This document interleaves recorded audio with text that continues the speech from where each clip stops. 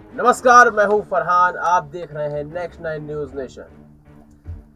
आजमगढ़ और रामपुर के उपचुनावों में हार के बाद अखिलेश यादव और उसके गुट में खलबली मची हुई है। वह सोच रहे हैं कि आखिर हम हारे क्यों, और जो हार की वजह है वह खुद अखिलेश यादव हैं। लेकिन फिर भी चिंतन मनन किया जा रहा है, और इस चिंतन मनन में जो परिणाम सामने आया वह यह आया है कि उत्तर प्रदेश में सिर्फ प्रदेश अध्यक्ष को छोड़कर जितनी भी कार्यकारिणी है वह हार की वजह है।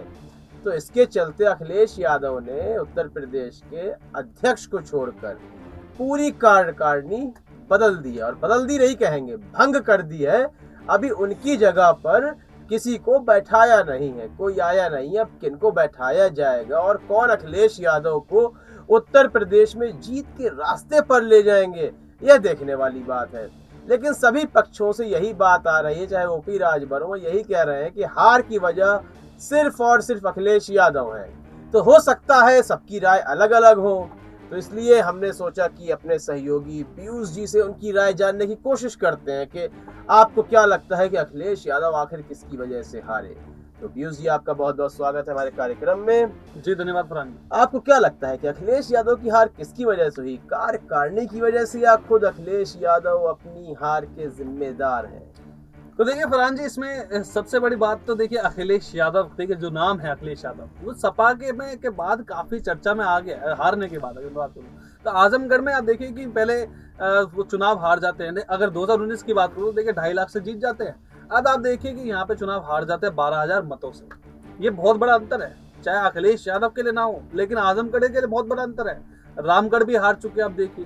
तो इसकी जगह अगर आपने बोला जैसे कि ओपी राजभर ने यहाँ पे साफ साफ जो पूरा का पूरा हार का ठीक रहा है, वो अखिलेश के जात पे एकदम फोड़ दिया है। और साथ में आप देखिए कि यहाँ पे ओवैसी साहब है जो हैदराबाद से, वो बोलते हैं सीधा सीधा ये जो सपा है, जो अखिलेश यादव है, वो बिल्कुल निकम्मी हो गई है। यानी कि बिल्कुल काम करने लायक ही नहीं बची है, बिल्कुल जिसका काम करने का मन ही नहीं करता। और सेम बात आप देखिए कि ओपी राजभर बोल रहे हैं कि मुलायम सिंह यादव अगर ना हो तो अखिलेश यादव एक विधान परिषद का भी चुनाव नहीं लड़ सकते, लोकसभा तो बहुत दूर की बात है।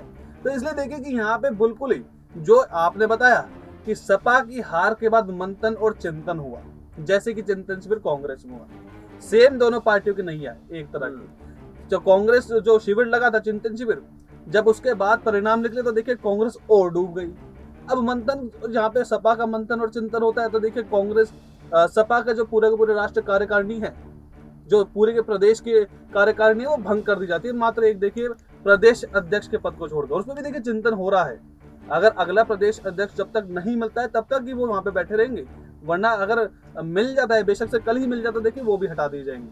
तो इसमें लगातार देखिए कि यहाँ पे जो राजनीति इस वक्त हो रही है अखिलेश यादव को लेकर, सपा को लेकर, वो बहुत और बढ़ती ही जा रही है। ओपी राजभर लीजिए, यहाँ पे ओवैसी लीजिए, यहाँ पे शिवपाल यादव जो चाचा है अखिलेश के, वो उनको लीजिए। लगातार आप देखिए छोटे से छोटा नेता, कार्यकर्ता और बड़े से बड़ा नेता अखिलेश यादव को कोसते ही जा रहा है। तो लगातार इसमें आप देखिए कि यहाँ पे राजनीति बंद नहीं हो रही है। लेकिन फरहान जी, आप देखिए कि इसमें एक बात है, क्योंकि आजमगढ़ लोकसभा है वो बहुत इंपॉर्टेंट है सपा के लिए। बिल्कुल 2.5 लाख मतों से ज्यादा से जीते थे अखिलेश यादव। अब देखिए कि यहाँ पे 12,000 मतों से हार गए। इसमें देखिए कि यहाँ पे यादवों के जो पूरा का पूरा समीकरण बैठा है, कहीं ना कहीं सपा को यादवों ने हराया है। इसमें क्या कहना चाहिए? नहीं, बिल्कुल बिल्कुल सपा को यादवों ने हराया है, लेकिन कहीं ना कहीं गुड्डू जमाली एक फैक्टर बन के सामने आए। जब अखिलेश यादव करीब 2.5 लाख से अधिक वोटों से उन्होंने जीत हासिल की थी, यही दिनेश लाल यादव के खिलाफ, तब कहीं ना कहीं मायावती के साथ उनका गठबंधन था। मायावती ने उनके विपक्ष में उनके विरुद्ध किसी उम्मीदवार को खड़ा नहीं किया था। लेकिन इस बार उन्होंने मायावती से कोई चर्चा नहीं की, कोई बात नहीं की।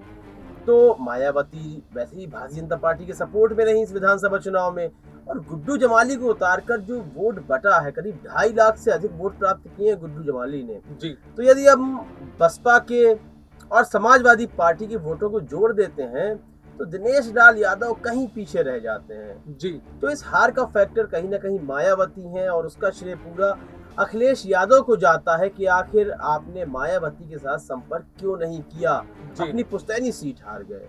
क्या लगता है आपको? जी देखिए, यहाँ पे फरहान जी जो आपने बताया कि अखिलेश यादव का पूरा पूरा जिम्मेदार है, देखिए गुड्डू जमाली के ऊपर हम देखें इनडायरेक्टली अब जो धावा बोल सकते हैं कि देखिए उसकी वजह से जो वोटर का समीकरण उल्टा, क्योंकि अगर गुड्डू जमाली मायावती अपना जो प्रत्याशी है अगर नहीं उतारती तो सिर्फ सारा का सारा वोट देके सपा को जाता। और यहाँ पे जो 12,000 से ज्यादा की हार हुई है वहां पे आप देखिए कि 1-2 लाख वोटों से जीतते बिल्कुल धर्मेंद्र यादव, बिल्कुल, जो कि ईवीएम को फिर दोष दे रहे थे, पुलिस से लड़ भी रहे थे। लेकिन अब आप देखिए इसके बाद जब अखिलेश यादव यहाँ पे दोबारा, लेकिन अभी तक अखिलेश यादव ने अपनी हार स्वीकार ही नहीं है अगर मैं बात करूँ अगर ऑफिशियल, क्योंकि देखिए यहाँ पे प्रेस कॉन्फ्रेंस की जाती है, बोला जाता है कि क्या हार गया, लेकिन चिंतन मनन हुआ, फिर कार्यकारिणी भंग कर दी गई।